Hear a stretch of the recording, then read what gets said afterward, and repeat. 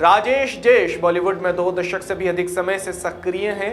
रब ने बना दी जोड़ी, कलंक, राजी, एयरलिफ्ट, सोनू के टीटू की स्वीटी जैसी फिल्मों में राजेश ने दमदार अभिनय से एक अलग ही छाप छोड़ रखी है।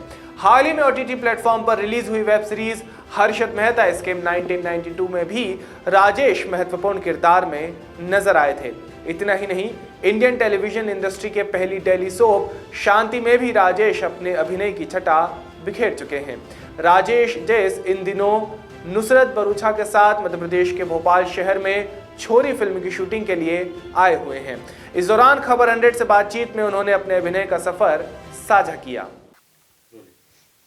आज हमारे साथ मौजूद है जाने माने अभिनेता राजेश जयेश जी। सबसे आपका स्वागत करते हैं भोपाल में। राजेश जी, आपसे पूछना चाहूँगा, आपने जो शुरुआत की थी, आप एक्टिंग से पहले आप कैडेट भी रहे थे, आपने पैराग्लाइडिंग भी की थी, इसके अलावा शूटिंग में भी आप चैंपियन थे। फिर किस तरह टर्न हुआ आपका एक्टिंग की तरफ? देखिए, क्या होता कि बचपन से खैर कर तो रहा ही था।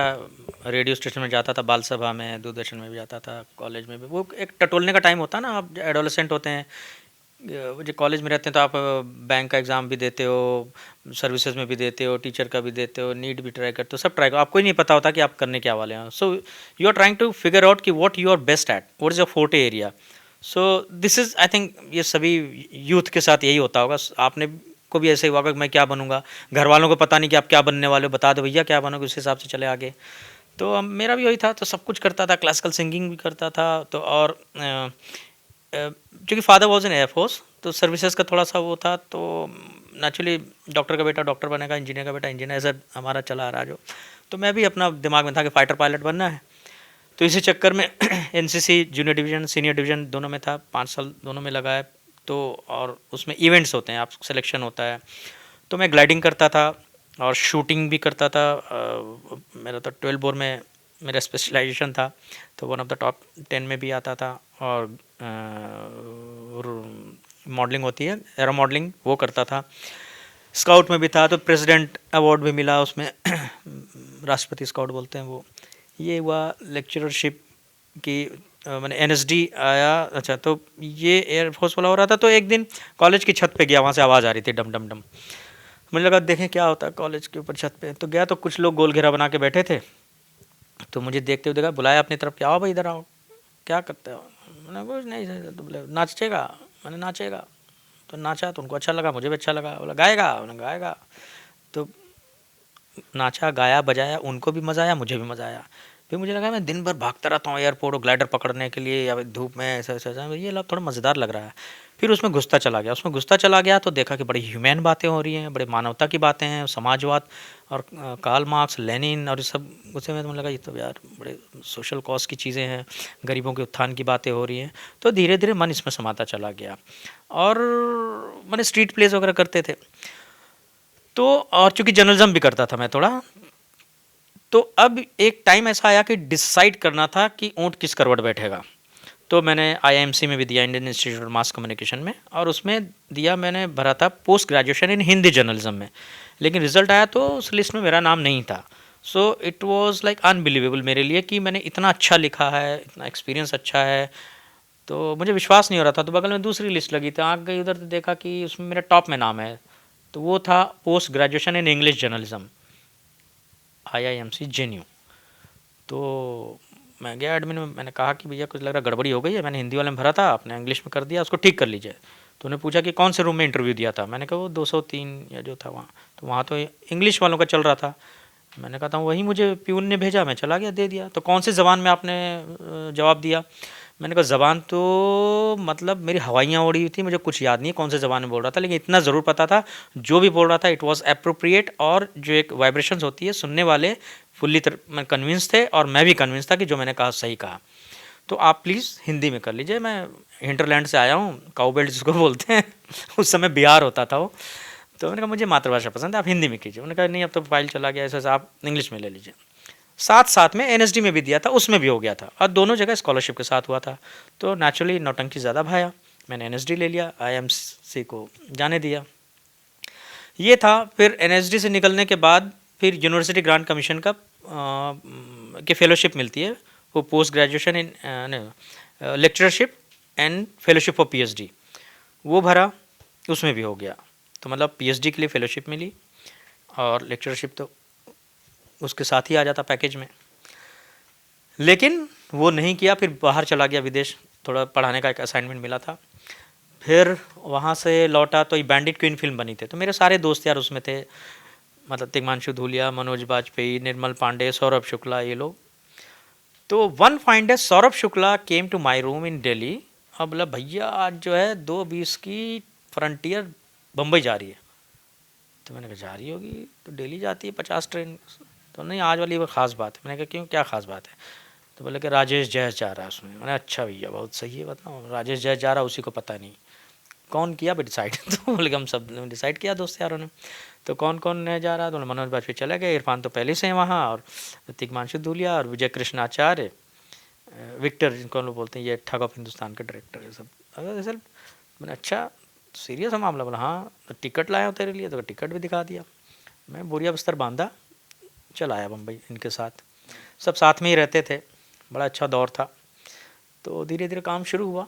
तो ऐसे मैंने इन चीज़ों को छोड़ने के बाद फिर एक्टिंग कर रहा हूँ, और एक्टिंग इसलिए कर रहा हूँ, और उन चीज़ों को वो क्या समाज के प्रेशर में, परिवार के प्रेशर में, इस और एक इनसिक्योरिटी, सोशल इनसिक्योरिटी के चक्कर में हम वो रेगुलर जॉब ट्राई करते हैं। अंदर से एक्टर हूँ लेकिन पीओ का भी एग्ज़ाम दे रहे हैं, एसएससी भी दे रहे हैं, यूपीएससी भी दे रहे हैं, ये सब करते हैं, हम सभी के साथ यही होता है। लेकिन अंदर कहीं होता है कि हाँ मुझे एक्टर है, एक्टिंग में ज़्यादा मज़ा है। तो उन सबको तिलांजलि दिया। लेकिन ये था कि मुझे अपने आप को भी प्रूव करना था कि नल्ले नहीं है, मतलब नहीं तो पहले ज़माना था ना, अरे भैया ये सब कुछ नहीं हो रहा है यार, इसको एक्टर बनाओ यार।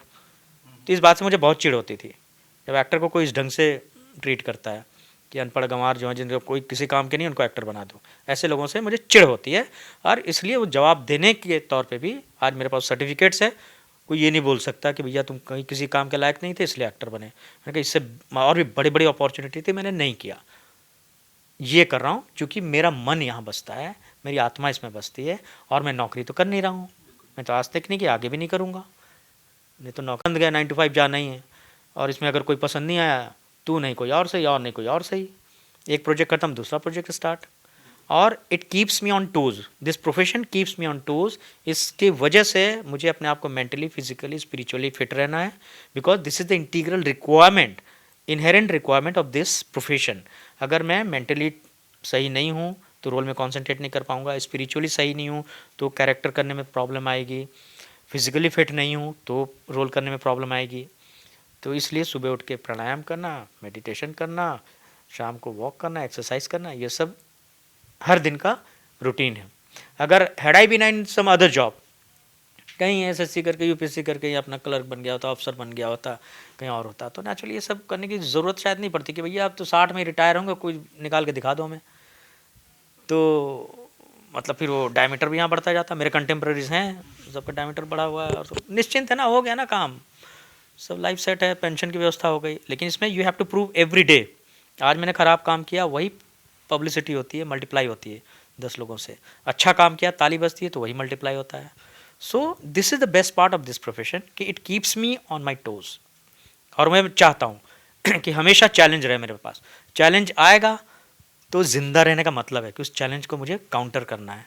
चैलेंज ही नहीं रहेगा, मैंने रेगुलर कोई जॉब रहेगा मेरी सरकारी नौकरी जैसे, तो चैलेंज तो रहेगा ही नहीं, नौकरी बजाऊँगा सिर्फ। आज हम देखते हैं कि काफ़ी सारे टेलीविज़न पे चैनल और सीरियल चलते रहते हैं, लेकिन इंडियन टेलीविज़न इंडस्ट्री का जो पहला इतिहास का डेली सोप था, आप उससे जुड़े थे, वो इंसिडेंट कैसे हुआ था? देखिए मैं बड़ा लकी हूँ इस मामले में कि 3-4 जगह मैंने पायोनियरिंग की है। एक तो देश का पहला डेली सोप बन रहा था शांति। तो उसकी कहानी ऐसी है कि उसमें मुझे कैसे काम मिला बता रहा हूँ। शांति के पहले सेम डायरेक्टर ने एक 13 एपिसोड का एक छोटा सा सीरीज़ बनाया था जी के लिए, मैं भी डिटेक्टिव, जिसमें Sajid Khan was introduced as anchor, और उसमें इम्प्रोवाइजेशन करना पड़ता था। तो वो वाला रोल मनोज बाजपेयी कर रहे थे। हम सब दोस्त यार हैं, तो जैसा होता है एक्टर में एक दूसरे की हेल्प करते हैं। अगर वो नहीं कर पा, उनको कोई फिल्म मिल गई तो अब ये नहीं कर पा रहा, तो उसने मुझे इंट्रोड्यूस कर दिया डायरेक्टर से। डायरेक्टर ने मुझे 3-4 सीन दिए रात में 12 बजे अपने पेंट हाउस में। मैंने किया, he like me very much, बोला okay you are on from day after tomorrow, you are shooting with us. बल्ले बल्ले। तो वो सीरीज़ किया था, तो उसमें ऐसा रैपो बन गया था कि चूँकि इम्प्रोवाइजेशन का था पूरा खेल, और चूँकि ताज़ा ताज़ा गरम गरम निकले थे हमाम से मतलब एनएसडी से, तो कुछ कर गुजरने की तमन्ना रहती है, झंडा लिए आए थे। तो डायरेक्टर वॉज इम्प्रेस्ड, तो इसलिए जब शांति बन रहा था तो उसमें एक रोल के लिए उन्होंने बुलाया। रोल करने के, अब हमें प्रोटोकॉल नहीं पता था कैसे काम होता है, क्या होता है, क्या चीज़ें पूछनी चाहिए क्या नहीं। तो गए, अब शूटिंग में एक बंदा आया कॉस्ट्यूम का, उसने खाकी शर्ट खाकी पैंट पहनवा दी, दूसरा आया वो खाकी टोपी भी पहना दी, और एक आया बोला कि एक गिलास का पानी पकड़ा दिया, बोला कि ये ले जाके देना है। तो मैंने कहा चपरासी हूँ, तो बोला वो डायरेक्टर से बात कर लीजिए। बड़ा आत्मा दुखी हो गई यार ये तो कुछ गड़बड़ स्टार्टिंग हो रहा है, नारियल ही गलत फूट रहा है। तो मैं मेरे भाई I want to speak to director. तो डायरेक्टर आदि पोचा, he is my mentor in Mumbai, और दूसरे मेंटोर है मेरे रांची में मेरे कॉलेज के प्रोफेसर अजय मलकानी, जो एनएसडी के मेरे सीनियर भी हैं, जिन्होंने मुझे इस फील्ड में लेके आए। तो आदि पोचा, आई सेड लुक आदि, दिस इज़ मुंबई, यहाँ हम लोग हिंदी में बोलते हैं भेड़ चाल है। मैंने जो एक बार जैसा दिख गया, जो डॉक्टर बना डॉक्टर ही बनता रहता है, पुलिस बना पुलिस ही बनता रहेगा, तो मैं चपरासी बनूंगा, बूढ़े होने तक चपरासी ही बना रहूँगा। This I don't want this, so please do something. तो अच्छा, you are getting role and you are dictating me to do something. मैंने yes.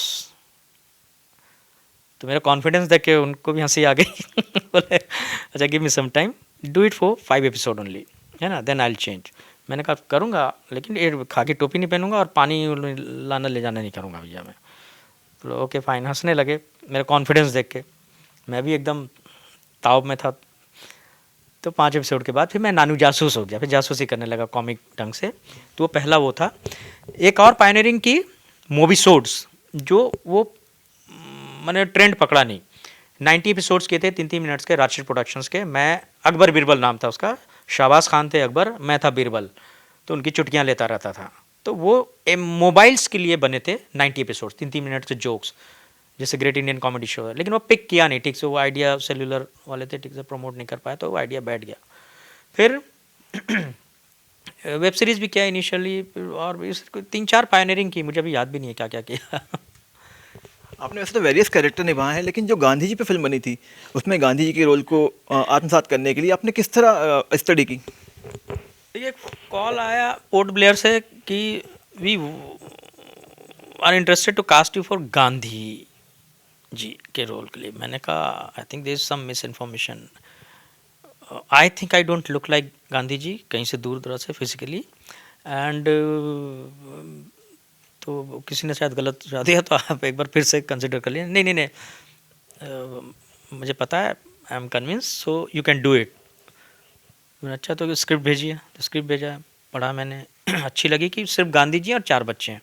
Concept was hero, concept बहुत बढ़िया था कि गांधी जी मरे ही नहीं है। ठीक है करते हैं पोर्ट ब्लेयर किया करने गया, तो उस समय सुनामी की ठीक बाद की बात है। गया तो पहले दिन ठीक किया, दूसरे दिन से यहाँ कुछ टुम्बा से यूँ निकल आया।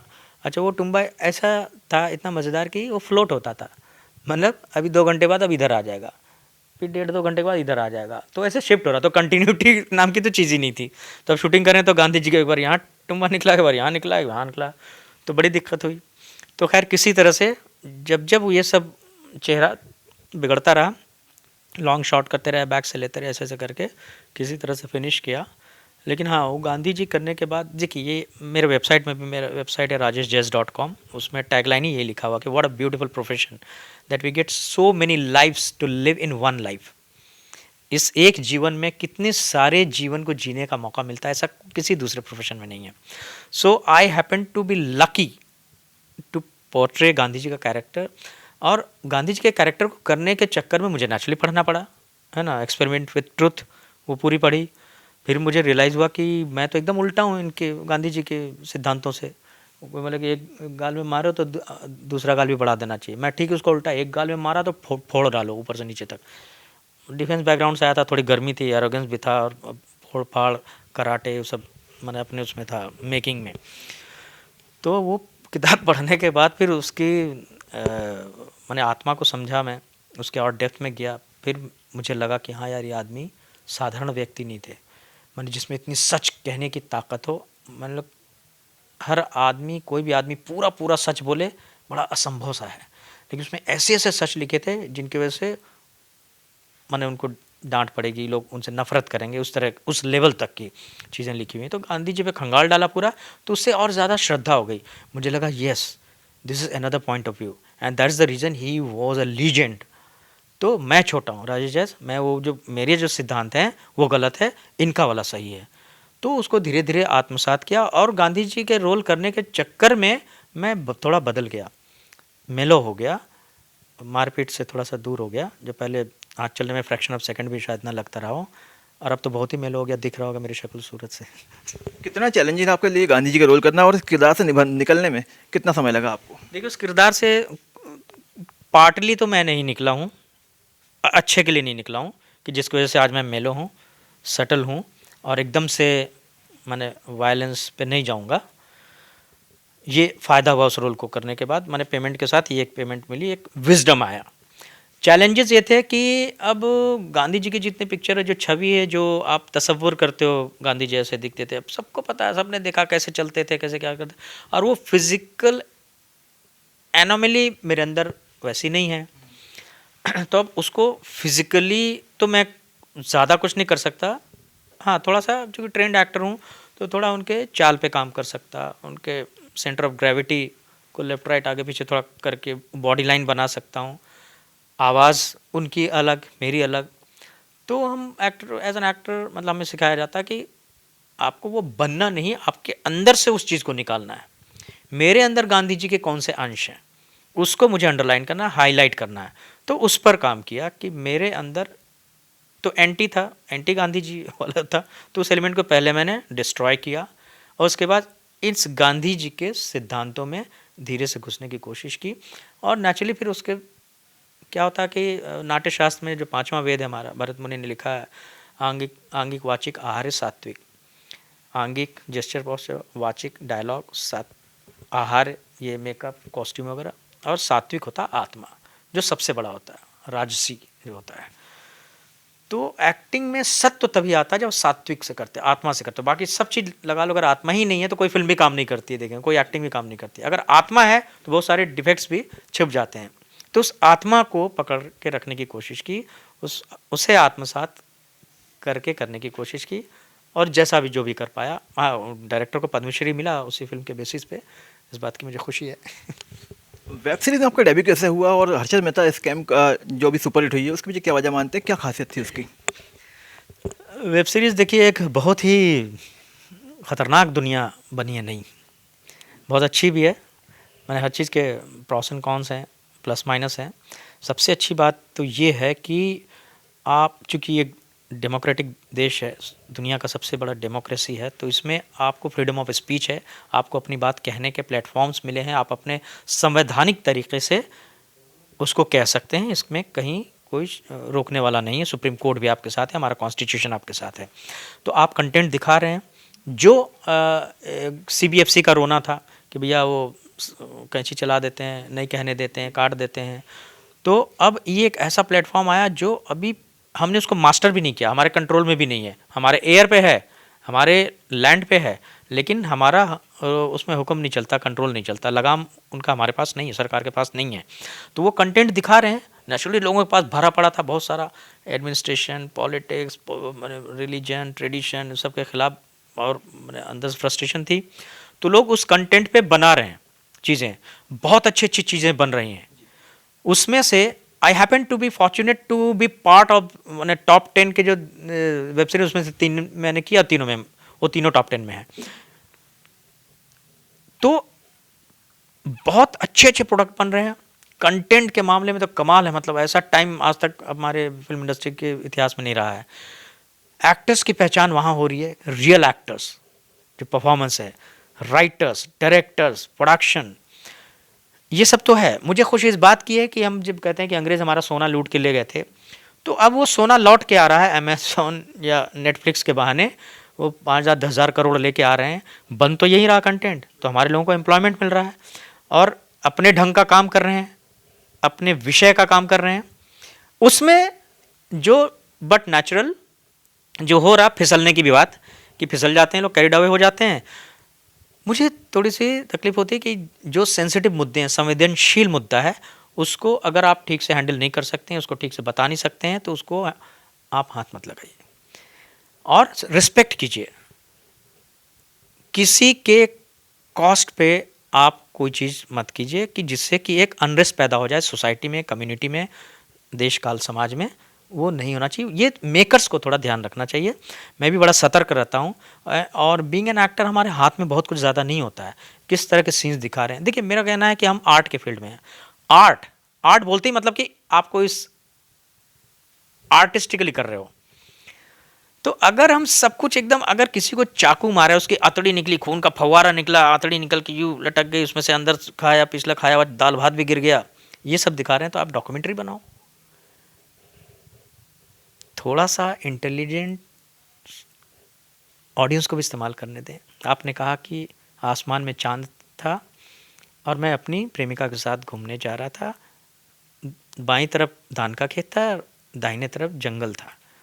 तो मेरे इतने बोलने से एक कवित्व पैदा हुआ मेरे नैरेटिव में।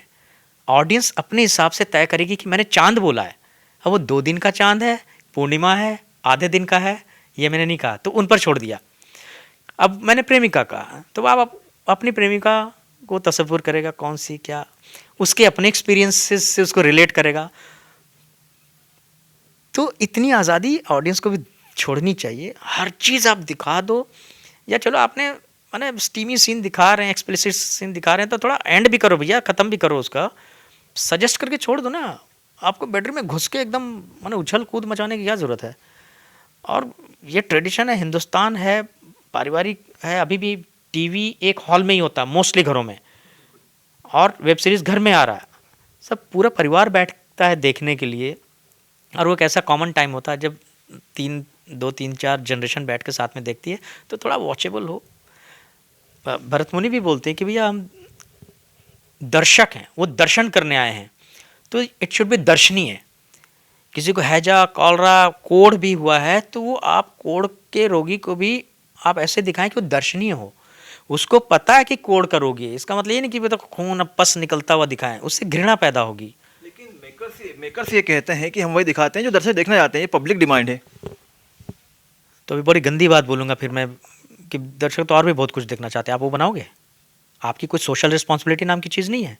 और अगर गंदी वो चीज़ देखना ही चाहते हैं तो बाहर का देखेंगे ना, जिसमें उनकी मास्टरी है, पीएचडी है, जिसमें आपकी पीएचडी नहीं है, वो देखेंगे। और वो इजीली अवेलेबल है, सबके पास नेट है, मोबाइल है, सब कुछ है।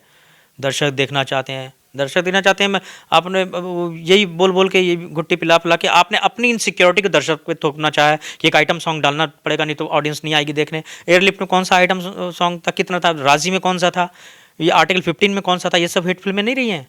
कोई बहुत बड़े स्टार नहीं थे, कोई कमर्शियल चीज़ें ऐसी नहीं थी, लेकिन एक मुद्दे की बात कर रही थी। ये मुल्क फिल्म आई थी, ऐसे तमाम फिल्में, ये सब हमारे सामने, मैं उन सबका पार्ट भी रहा हूँ, तो इसलिए मैं वाउच कर रहा हूँ, इसके लिए एडवोकेट कर रहा हूँ कि आप अपने क्राफ्ट, आपको मालूम है, आपको कन्विक्शन अपने सब्जेक्ट पे, तो आप वो चीज़ बनाओ। आप अगर खुद ही फ्रिवलस हो, इनकॉन्फिडेंट हो, इनसिक्योर्ड अपने क्राफ्ट को लेके, अपने सब्जेक्ट को लेके, तो आप इन चीज़ों का सहारा लेते हो कि थोड़ा सा ये भी डाल दें, थोड़ा नमक भी डाल दें, धनिया भी डाल दें, सौंफ भी डाल दें उसमें। अरे भैया सौंफ तो सौंफ वाली जगह पड़ेगी ना, जो आपका सब्जेक्ट क्या है, आप सब्जेक्ट को ट्रीट करो ना। जब उस फिल्म नहीं चल रही है, आपका लग रहा है कि फिल्म ही काम नहीं कर रही है, तो 4 आइटम सॉन्ग डाल दो, कम कपड़ों में लड़कियों को नचा दो, तभी आएंगे ऑडियंस देखने। तो ये सब फिल्में बनी, जिनका नाम मैंने लिया, इन लोगों ने बिजनेस नहीं किया। 100 करोड़ वाली कंपनी में गई हैं लोग, कहाँ से कर ली? स्कैम इतना बढ़िया एग्जाम्पल है। I am proud to be part of it. Scam में कितनी गंदगी है, कितनी जगह गालियाँ, कितना सेक्स सीन है, कितना वायलेंस है उसमें, नहीं है ना। एक सोशल मुद्दे को उसने उठाया, एक ऐसी घटना घटी थी, हर्षद मेहता का कांड हम सब जानते हैं, और उसमें एक सिस्टमिक फेलियर था। उसमें इस तरह आमतौर पे हम देखते हैं कि एक किसी को बकरा बना दिया जाता है, एक को शहीद कर दिया, लटका दिया सिस्टम के नाम पे कि उसने ये की था। अरे भैया वो कितना पढ़ा लिखा आदमी था हर्षद मेहता, और अकेले ही क्या उसकी औकात थी इतना कि इतने बड़े 5000 करोड़ और इतना को सरकार को चूना लगा दे, टैक्स के पैसे को ये कर ले। कितना इससे बड़े बड़े आरबीआई के गवर्नर बैठे हैं, एक से एक पढ़े लिखा, हार्वर्ड के पढ़े बैठे हैं, चार्टर्ड अकाउंटेंट, वो लोग, तो ऐसा कुछ नहीं था, लेकिन मामूली सा आदमी था, उसने इतना चूना लगा दिया। कैसे लगाया? इसलिए लगाया कि सभी हैंड इन ग्लव्स थे, और सिस्टम एक फेलियर था, लूप होल्स थे सिस्टम में, उसकी वजह से उजागर हुआ। जो मैंने रोल किया था 5 SBI मैनेजर का, तो मेरे जॉब में भी फॉल्ट था, जिन्होंने आरबीआई ने रूल्स बनाया था उसके जॉब में फॉल्ट था। ये जो सेबी है, सेबी वो टीथलेस एट दैट टाइम, नाम का सेवी था, उसके पास कोई एग्जीक्यूटिव पावर नहीं था। तो इन्होंने एक ऐसे सब्जेक्ट को लिया, और कितने लोग शेयर के बारे में बात करते हैं, कितने लोग जानते हैं हिंदुस्तान में 1% से भी नीचे हैं, 0.1% है शायद। और शेयर मार्केट बहुत टेक्निकल चीज़ है, इतने टफ वर्ड्स होते हैं उसमें, लॉन्ग खेलना शॉर्ट खेलना, अब किसको पता लॉन्ग खेलना शॉर्ट खेलना, तो कैसे ऑडियंस देखेगी। लेकिन it was intelligence of the director Hansal Mehta, उन्होंने ऐसा बनाया, और राइटर्स उसके, कि आम आदमी को भी स्टॉक मार्केट का गणित समझ में आ गया, उसकी भाषा समझ में आ गई, हाउ इट वर्क्स, उसका डायनामिक्स क्या है वो समझ में आ गया, और वो कहानी समझ में आ गई, क्योंकि उस एक आदमी के थ्रू उस कहानी को आपने पूरा स्टॉक मार्केट को बयान किया, बिना गोली चलवाए, बिना बेड सीन किए, बिना बहुत ज़्यादा गाली गुत्तारी किए हुए। जहाँ गाली है भी वो इतना जस्टिफाइड है कि उस स्टेज में आदमी शायद गाली बकेगा ही। जैसे सतीश कौशिक का कैरेक्टर था, कि हर्षद मेहता जब लास्ट में गाली बकता है, तो इस प्रोग्राम ने नंबर 1 रहा है, और IMDb में भी 9.7 तक रहा है।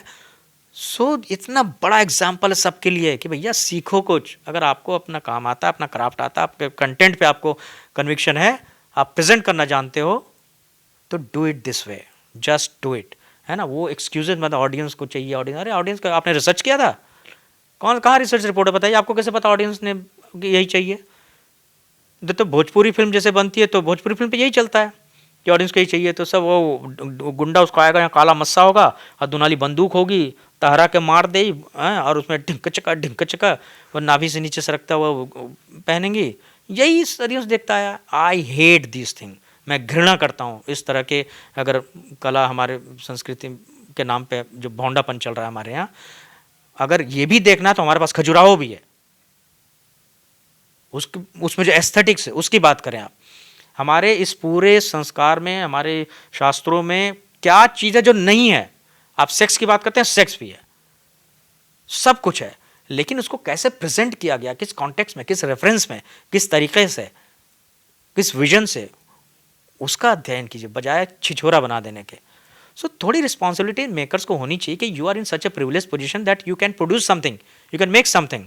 सो जिस सोसाइटी ने आपको इस स्थिति पे पहुंचाया कि आप एक फिल्म बना सकते हैं, एक फंड आपको कोई देने के लिए खड़ा है, तो this is the time to give it back to the society.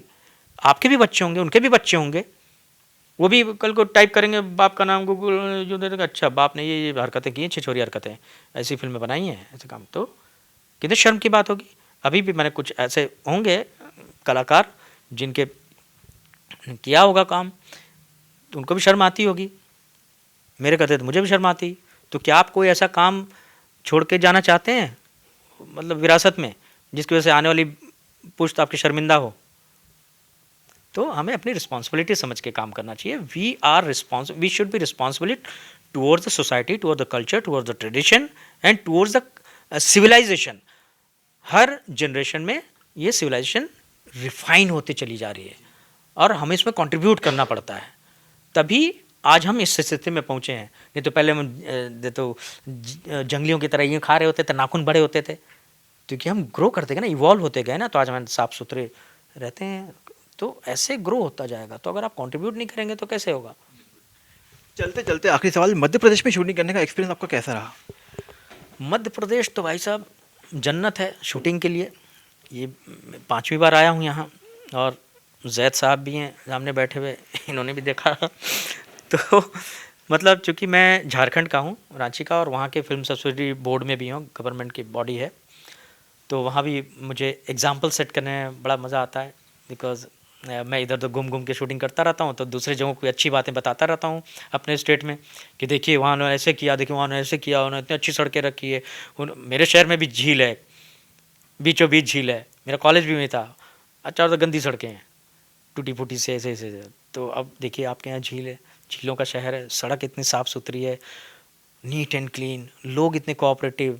Shooting हो रही है तो उन्होंने कहा हे चिल्ला के भाग गए, अबे क्या कर रहा है, शॉट चल रहा है, तो ठीक है। ये सब जो दूसरी जगह होता है ऐसा नहीं है। पुलिस इज सो प्रोएक्टिव, इतनी कोऑपरेटिव है। यहाँ का एडमिनिस्ट्रेशन, यहाँ की गवर्नमेंट, जो टूरिज्म डिपार्टमेंट जितना फैसिलिटेट करती है, गवर्नमेंट इतनी प्रोएक्टिव है। अब सुना यहाँ भी फिल्म बोर्ड बन रहा है। तो और इन दिनों जो मुंबई का तिया पांचा हुआ है, आप सब उससे वाकिफ़ हैं, ड्रग एडिक्शन, सेक्सुअल हैरासमेंट, और मी टू, और क्या टू नहीं, 2, 3, 4 सब हुआ है। तो ये जो है ऐसा मौका था कि मेरा एक आर्टिकल भी लिखा जो पायनियर में छपा 3 पार्ट में, कि this is the right time, मैंने perspective, my perspective about this mess in Bollywood, कि isn't this the right time to decentralised, जो गढ़ बना हुआ है, गढ़ बनने से मोनोपोली भी होती है, तो अगर डिसेंट्रलाइज होगा, चूंकि देखिए कहानी, बम्बई की कहानी खत्म हो गई है, बम्बई को भी देख लिया सब, समंदर देख लिया, गेट टू इंडिया देख लिया, देख लिया, वो देख लिया, अब नया क्या, हिंदुस्तान है इतना बड़ा, उनकी भी अपनी कहानी है, ठीक है, उनके इश्यूज़ हैं, मेरे स्टेट के अपने इश्यूज़ हैं, आपके स्टेट के अपने इश्यूज़ हैं, आपके लोगों की अपनी समस्याएं हैं, इनके पास 50 कहानियाँ भरी पड़ी हैं, मेरे स्टेट में 50 कहानियाँ भरी पड़ी हैं, जिसमें नयापन है, और जो इंटरनेशनल सब्जेक्ट है, मेरा रांची शहर माने वो ट्राइबल बेल्ट है, हेड क्वार्टर है, पूरी दुनिया में ये यूनिक है, अपने संस्कारों में, अपने रीति रिवाजों में, अपने गान, खान पान, पहनावा, सब में यूनिक है, जो आज तक एक्सप्लॉइट नहीं हुआ है, बेचा नहीं गया है, उसका टाइम है। राजस्थान अपने रेगिस्तान को बेचता है, अपनी हवेलियों को बेचता है, अपने हेरिटेज को बेचता है, और ये देखने के लिए, इसको शूट करने के लिए लोग वहाँ से आते हैं। क्यों? क्योंकि आपने हेरिटेज को संरक्षित रखा है ना, आप उसको प्रोटेक्ट करके रखें एज इट इज़। आपके यहाँ आके हम 400 साल पीछे की कहानी दिखा सकते हैं वेरी इजीली, एक दिन में, कोई बहुत ज़्यादा रंग रोगन करने की ज़रूरत नहीं है। लोग अभी भी खम्मा गाड़ी करते ही हैं, मोटा साफा पहनते ही हैं, ऊँट चलता ही है। एमपी आपके पास जो नैसर्गिक खूबसूरती है, यहाँ का लोक कला, जो टैलेंट है यहाँ की अपनी संस्कृति, यहाँ का अपना natural resources, it's such beautiful thing. तो फिल्म को और क्या चाहिए? जो जो इंग्रेडिएंट चाहिए वो सब है आपके पास, आपके अपने सब्जेक्ट्स हैं। अब अगर इसमें गवर्नमेंट प्रोएक्टिव हो जाती है, थोड़ा सा फाइनेंशियल असिस्टेंस देती है, तो फाइनेंशियल असिस्टेंस से ये हो जाता है कि चलो एक थोड़ा सा लॉलीपॉप है, तो थोड़ा आप यहाँ आके शूट करो, यहाँ आके शूट करोगे तो घूम फिर के वो आपको ही एम्प्लॉयमेंट दे रहा है, आपको एम्प्लॉयमेंट दे रहा है, आपका शहर देश विदेशों में देखा जा रहा है। तो बोले यार ये बड़ा सुंदर झील है, कहाँ पर है यहाँ? तो यहाँ की समस्या ग्लोबली दिख सकती है, पूरे देश को दिखेगी। तो ये नॉलेज का भी काम करता है, वो एक इन्फॉर्मेटरी का भी काम करता है। इससे इस जगह के लोगों का भला होगा, कल्याण होगा। सभी स्टेट को अपना स्टेट बोर्ड होना चाहिए वहाँ करना, जिसे एमपी अभी एक्टिव हुआ है। हमारे इस प्रोडक्शन हाउस ने एबेंडेंशिया की ये तीसरी फिल्म है। सो दैट शोज़ कि आप उसको फैसिलिटेट कर रहे हैं, ये कंफर्टेबल फील कर रहे हैं, यहाँ कर सकते हैं, सिक्योर्ड हैं। मैंने आप अपनी हीरोइनों को, स्टारों को लेके आते हैं और सेफ फील करते हैं। मैंने भी यहाँ शूटिंग करते हुए देखा है कि कभी कोई इंटिमिडेटिंग नहीं लगा मुझे। पुलिस भी आई, अपना सुमड़ी में आके पूछताछ करके चली गई। ये नहीं कि थमा यार रोके शूटिंग का पेपर, ये सब नहीं किया। कोई दादागिरी नहीं, कोई आके वो नहीं, हाँ भाई किधर, कहाँ किधर, कौन है, एक मेरे भाई, ऐसे वो सब नहीं हुआ जो दूसरी जगह होता है। मैं करता हूँ, देखता हूँ, मेरे सामने की घटना है, इसलिए मैं देख रहा हूँ कि वेरी कॉर्डियल लोग, बड़े अच्छे भले लोग हैं। हिंदुस्तान का चेहरा तो यहाँ दिखता है इन स्टेट्स में। दिल्ली का अलग कैरेक्टर है, मुंबई का अलग कैरेक्टर है। मैं चूँकि स्मॉल टाउन से हूँ तो ऐसे लोगों से ज़्यादा रिलेट कर सकता हूँ। और ये ताकत जो है, ये सार्वभौमिक ताकत है, ये वैश्वीय ताकत है कि हम अपनी आइडेंटिटी को जी रहे हैं। महाराष्ट्र के लोग, छत्तीसगढ़ के लोग, झारखंड के लोग, एमपी के लोग अपने कल्चर को ठोक के अपने ढंग से जी रहे हैं, जो उनकी जीवन शैली है, बजाय कि किसी और को सीधे नकल करें जो वो है नहीं। नकल करने जाएंगे तो फिर जो कर लगेंगे, लगते भी हैं कुछ जगह, मैं नाम नहीं लूँगा, मारेंगे पकड़ के मुझे सब। तो ये थे राजेश जयेश, जिन्होंने अपना अभिनय का सफ़र हमसे साझा किया। साथ ही इन्होंने करारा तमाचा मारा उन लोगों को जो पब्लिक डिमांड के नाम पे सेक्स और फुहरता परोसते हैं। इनका कहना साफ तौर पे है कि अपनी सोशल जिम्मेदारी समझें, तभी एक बॉलीवुड में एक अच्छा मुकाम आ पाएगा, लोगों को साफ सुथरी फिल्में देखने मिल पाएंगी। कैमरामैन साहिल मिश्रा के साथ दीपक सिंह, खबर 100 भोपाल।